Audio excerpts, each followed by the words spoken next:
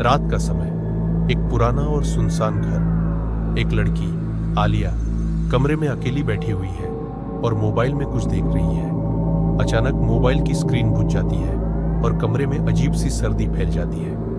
आलिया डरते हुए उठती है और खिड़की से बाहर देखती है, लेकिन बाहर कुछ नहीं। तभी उसकी नजर आईने पर जाती है जो कमरे के एक कोने में लटका हुआ है। आलिया उसे ध्यान से देखती है, लेकिन आईने में उसकी परछाई का रूप थोड़ा अलग दिखता है, जैसे कुछ और हो।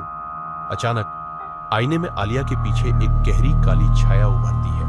वह चौंक कर पलटती है, लेकिन कमरे में कोई नहीं होता। जैसे ही वह फिर से आईने की ओर देखती है, वह छाया अब उसके ठीक सामने खड़ी होती है। आलिया चीखती है और आईने को धक्का देती है, लेकिन आईना जरा भी हिलता नहीं। तभी आईने से एक आवाज आती है, तुम भाग नहीं सकती।